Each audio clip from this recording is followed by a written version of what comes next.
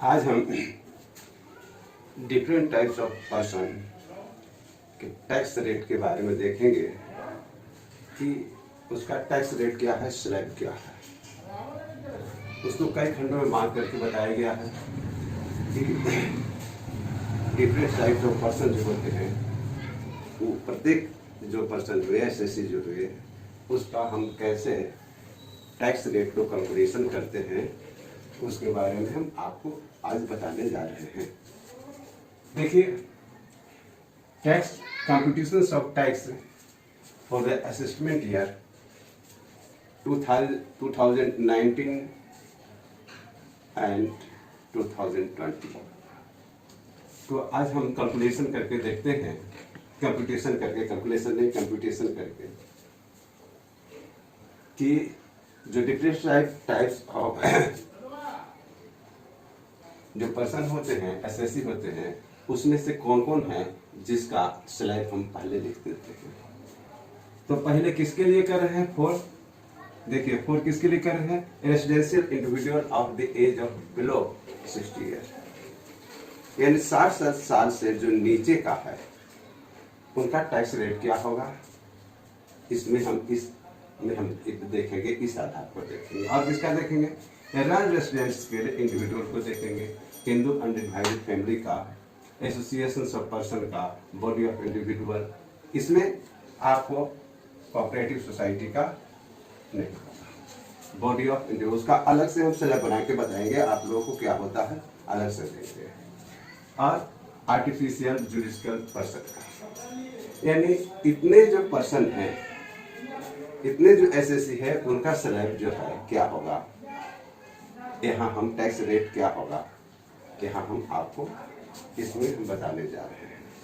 तो देखिए, उसका है मुख्य रूप से 60 ईयर के। देखिए, 60 ईयर बिलो और नॉन रेजिडेंट्स इंडिविजुअल का हुआ, हिंदू अनडिवाइडेड फैमिली का हो गया, एसोसिएशन ऑफ पर्सन का हो गया, बॉडी इंडिविजुअल्स हो गया,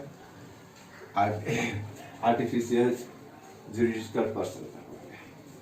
तो इसमें देखिए, टोटल इनकम इसमें हम लिखे हैं। सबसे पहले टोटल इनकम, टोटल यानी टोटल इनकम होगा, इसमें टैक्स रेट हो गया।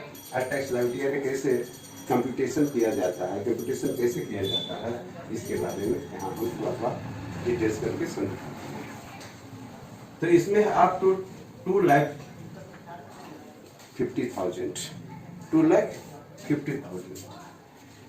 यदि 2,50,000 तक है आय, इनकम है, टोटल इनकम कितना है? 2,50,000। तब टैक्स रेट क्या होगा? नील, यानी कोई टैक्स नहीं लगेंगे, यानी नील होंगे, ये होगी। अब 2,50,000 से जो भी बढ़ेगा, यानी 2,50,000 से लेकर 2,50,001 से लेकर के 5 लाख तक, उसका टैक्स रेट क्या होगा? 5%। अब 5,01,000 से 10 लाख तक कितना होगा? 20%। और 10 लाख से एवं का होगा, उससे अधिक होगा तो 30% इसका टैक्स रेट है। देखिए, हम कैसे क्या करेंगे। 2,50,000 तक तो नील हुआ, कुछ नहीं लगेगा। हम बताएं एकदम शून्य होगा, नहीं लगेगा, टैक्स रेट नहीं है तो उस पर लगेगा ही नहीं, तो उसका कितना होगा? नील हुआ। और 2,50,000 से जो भी बढ़ता है, यानी 1 रुपया हुआ, 2 लाख 1 रुपया भी बढ़ा, 2,50,001 हुआ, 2,50,001 से 5 लाख तक 5% है। यानी इसमें हम कैलकुलेशन कैसे करेंगे? यही हम कैलकुलेट करके दे दिए हैं।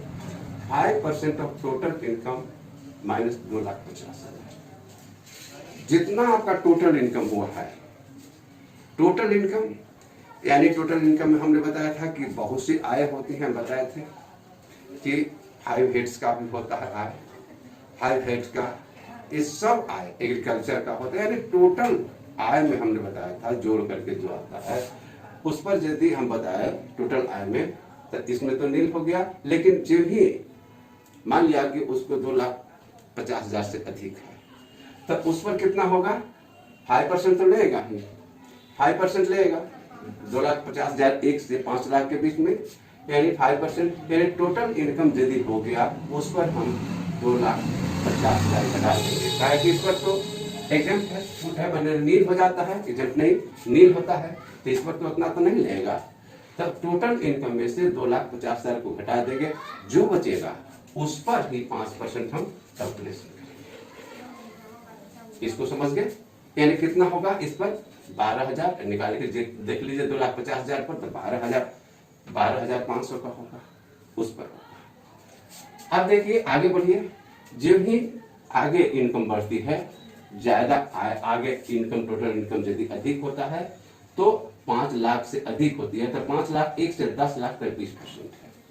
तो 20% टोटल इनकम का 5 लाख तक है। 5 लाख तक तो हम यही कैलकुलेशन कर लिए हैं। 5 लाख से जो 5 लाख तक टोटल इनकम में से 5 लाख घटाएंगे, और जो आएगा है कि उधर तो हम कैलकुलेशन ऊपर कर लिए हैं 2.5 लाख का, 5 लाख का। अब 5 लाख घटाने के बाद जो आएगा उस पर हम क्या करेंगे, 20% देंगे, उस पर हम 20% देंगे। जो 20% आएगा वो प्लस कितना, 12,500। तो यानी 20% कितना होगा, 10 लाख का 20% हो जाएगा, मैंने कितना होगा, 5 लाख का 20%, 5 दिन 10, 1 लाख। 1 लाख इतना, इस पर 1 लाख हो गया, 12,500 ये टोटल जोड़ लेंगे तो कितना होगा, 1,12,500। तो यहाँ क्या करेंगे, 10 लाख से यदि एवं आय है तो उस पर तो हम निकालेंगे 30% है। इसमें भी उसी तरह हम टोटल इनकम में से 10 लाख से घटा देंगे, घटाने के बाद जो आएगा उस पर यहाँ हो गया 12,500, यानी 12,500 इसका यहाँ हो गया, और इसका हो गया 1 लाख। 1 लाख प्लस 12,500 यानी 1,12,500, यानी 30% ऑफ टोटल इनकम के में से 10 लाख घटाने के बाद जो आएगा उस पर जो 30% निकाल करके आएंगे वो, और 1,12,500 दोनों जोड़ देंगे तो वही आपका इनकम, आपको इनकम टैक्स उसी पर लगेगा। ठीक है, क्लियर हुई? अब आगे हम बढ़ते हैं। ये तो हम अभी जो बताया आपको पर्सन में किस पर्सन का, इतना का। अब हम आगे देखते हैं, ये तो अभी हम 60 इयर्स का किए, लेकिन 60 इयर्स से एवं का है जो कोई उम्र का, उसका स्लैब अलग होता है 60 to 80 ईयर का। इसको हम आगे उसका स्लैब लिख करके बताते हैं। अभी हम देखे थे 60 ईयर बिलो, यानी 60 साल से नीचे का ही स्लैब अभी देखे थे। अब हम देखते हैं दूसरा 60 ईयर, यानी 60 ईयर से लेकर के 80 साल, 60 साल से लेकर के 80 साल तक के स्लैब लिए देखते हैं कि कैसे हम मैंने कैलकुलेशन करते हैं, कंप्यूटेशन करते हैं। कंप्यूट कैसे करते हैं इसको देखिए। तो इनकम है, यानी 60 साल से 80 साल तक 3 लाख, 3 लाख तक इनकम है, तब उसको टैक्स नील होंगे, यानी टैक्स नहीं लगेंगे। फिर आगे बढ़िए, 3 लाख से 3 लाख 1 से लेकर के 5 लाख 5% है टैक्स रेट, और 5 लाख 1 से 10 लाख तक 20% है, और तो 10 लाख से एवं यदि होता है तो 30% है। जैसा हम देखे थे स्लैब 60 ईयर बिलो का, उससे थोड़ा सा अंतर है, वहाँ 2.5 लाख तक था, यहाँ 3 लाख तक है। तो इसमें भी उसी तरह कंपटीशन करेंगे, कंप्यूटर उसी तरह करेंगे जैसे हम अभी बिलो 60 ईयर का किए थे। देखिए कैसे करते हैं, 3 लाख तक तो नील है, और 3 लाख 1 से 5 लाख तक 5%, यानी 5% of total income minus 3 lakh. तो टोटल इनकम कितना होंगे, टोटल इनकम मान लिया 5 लाख हुआ, तो 5 लाख में से 3 लाख घट गया, तो 2 लाख बचा। 5 लाख में से 3 लाख घटाए हैं, टोटल इनकम मान लीजिए कि हाँ ये है 5 लाख, 5 लाख में से 3 लाख गया तो 2 लाख, तो 2 लाख का 5% कितना होगा, 5 दूनी 10,000, फिर 10,000 का ही टैक्स लगेगा। यहाँ हम निकाल लिए 10,000 लिख दिए। अब उसके बाद से आगे बढ़ते हैं 5 लाख 1 से 10 लाख तक, 5 लाख 1 से 10 लाख तक उस पर कितना है टैक्स रेट, 20%। तो 20% ऑफ एक टोटल इनकम में से 5 लाख घटा देंगे, कहीं कि ऊपर 5 लाख तक तो दे दिया गया, तो 5 लाख तक हो गया है तो 5 लाख घटा देंगे, टोटल इनकम मान लीजिए 10 लाख है, 10 लाख में से 5 लाख तो बचा 5 लाख। अब 5 लाख का 20% यानी 5 दूनी 10, 1 लाख। तो 1 लाख इस पर हो गया, इसमें 1 लाख हो गया, इसमें 1 लाख का हुआ और इसमें 10,000 यानी 1,10,000 का लगेगा। इसमें इस पर तो 1,10,000 का हो गया।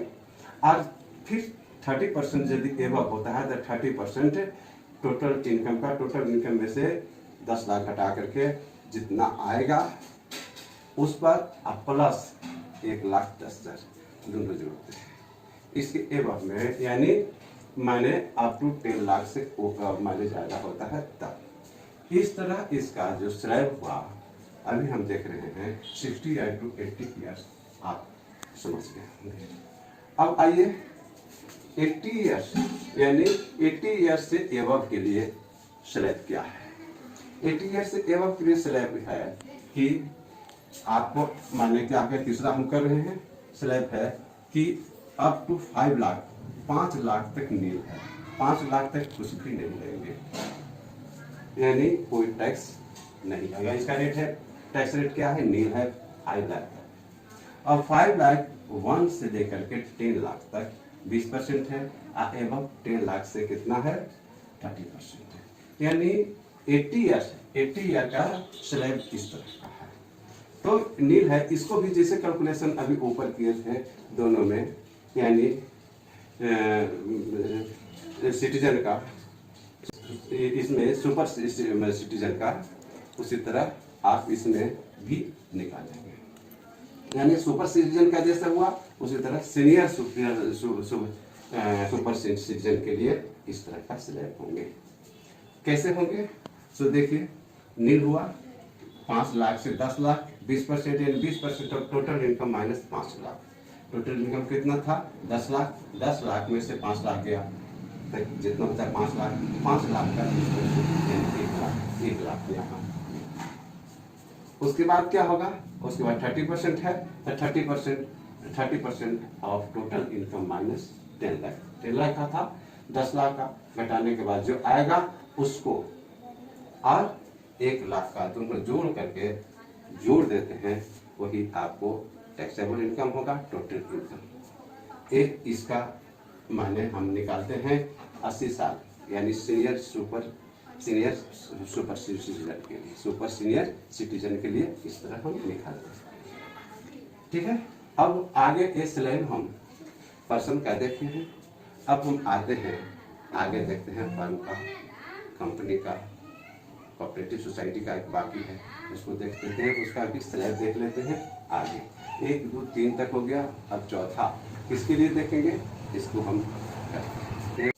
अब हम देखते हैं कि पर्सन में फर्म का, लोकल अथॉरिटी का, कंपनी का, इसमें क्या है, कैसे कैसे टैक्स रेट क्या होता है।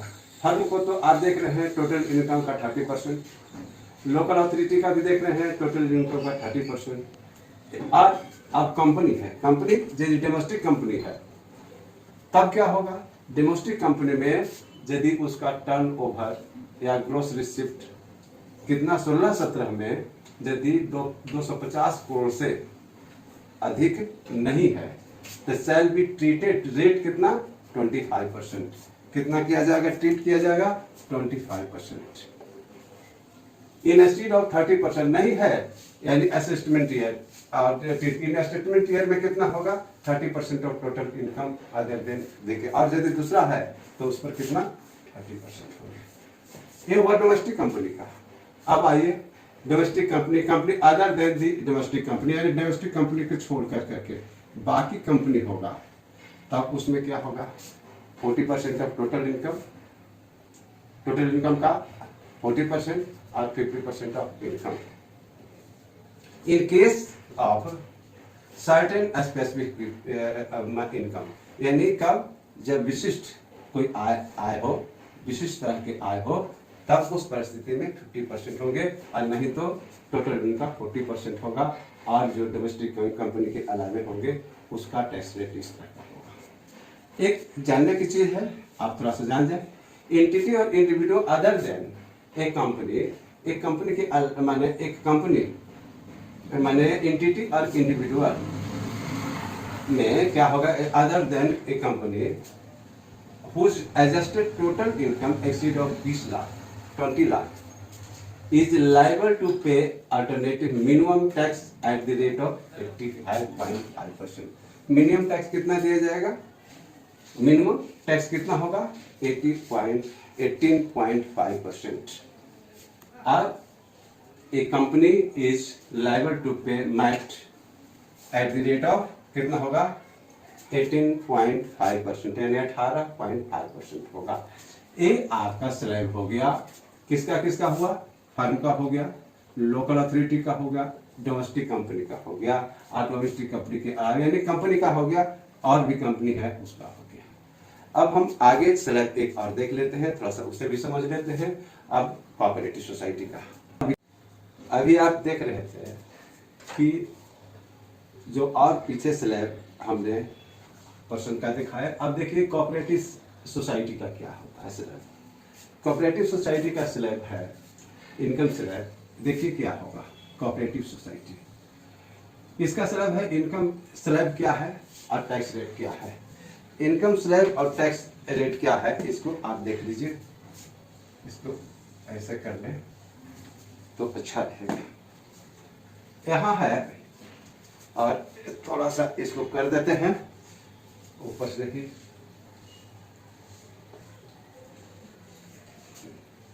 अब हो गया. जैसे है fair the taxable income does not exceed of 10,000. यदि वह 10,000 से ज्यादा नहीं है तो उसमें 10% ऑफ इनकम होगा. 10% ऑफ इनकम उसको टैक्स रेट होंगे. Where the taxable income is exceed of 10,000 but does not exceed of 20,000, तब उसका कितना होगा 1,000 plus 20% of income in exceed of माने अधिक से अधिक कितना होगा 10,000 तक ये होगा. और थर्ड क्या है, where the taxable income is exceed of 20,000, यदि 10,000 तक का हुआ तो 10%, और उसके बाद 10,000 से 20,000 तक कितना हुआ तो 1,000 प्लस 20% हुआ. और 20,000 से यदि उससे अधिक है तो 3,000 प्लस 30% होंगे. इसमें तो इसमें देखें इसमें क्या हुआ और इसमें क्या हुआ. तो यही आपका कोऑपरेटिव सोसाइटी का स्लैब है इनकम स्लैब. अब इनकम स्लैब तो लगभग सब बता चुके, जितने भी पर्सन थे उसको सबका हो गया. अब हम जितने भी परसेंटेज सब का हो गया स्लैब. अब हम देखते हैं उसका उस पर जो जितने इनकम होते हैं टोटल इनकम, तो टोटल इनकम पर सर्च चार्जेस भी लगते हैं. सर्च चार्जेस कैसे लगाया जाता है इसका हम फिर से आगे हम बता रहे हैं कि सर्च चार्ज कैसे किया जाता है. The search charge is an additional tax imposed on the certain cases if the imposed over the basis of tax rate calculated on the income. जब इनकम हम कैलकुलेट करते हैं तब क्या सरचार्ज लगाते हैं, एडिशनल टैक्स और एडिशनल टैक्स लगाए जाते हैं. कब माने हमेशा नहीं, कुछ उसमें सर्टेन केस है, कुछ केस है इसके अनुसार ही लगाए जाते हैं सरचार्जेस, जिसको हम फिर से आगे देख रहे हैं. अभी सरचार्ज देख रहे हैं.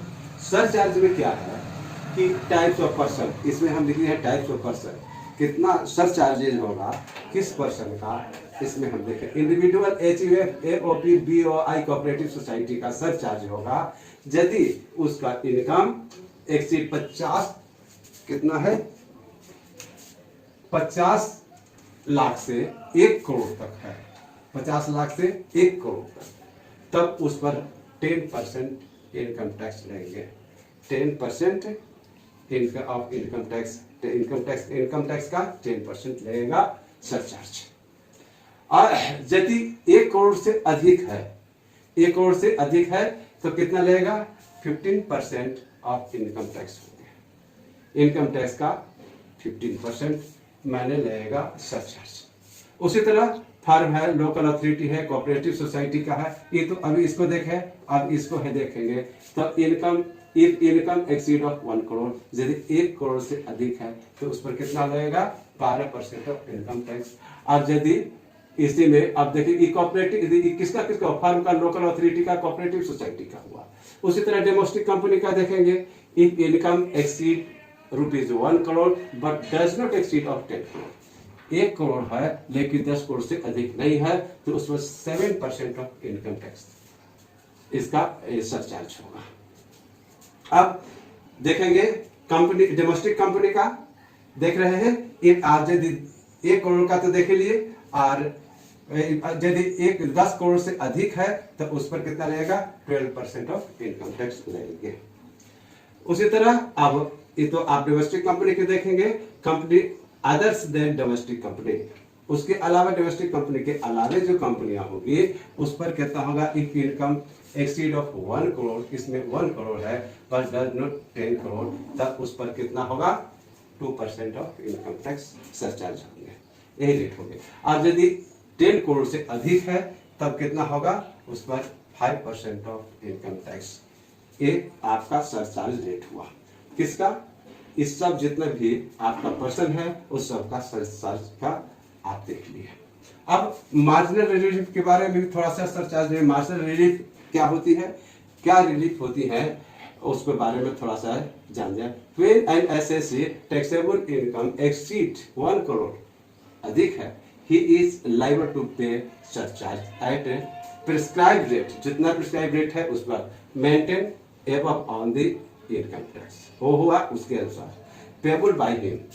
However, the amount of income tax and surcharge to the total income shall not be exceed the amount of income tax exceed of 1 crore। ये आपका अभी मार्जिनल रिलीफ सरचार्ज का मार्जिनल रिलीफ के बारे में है।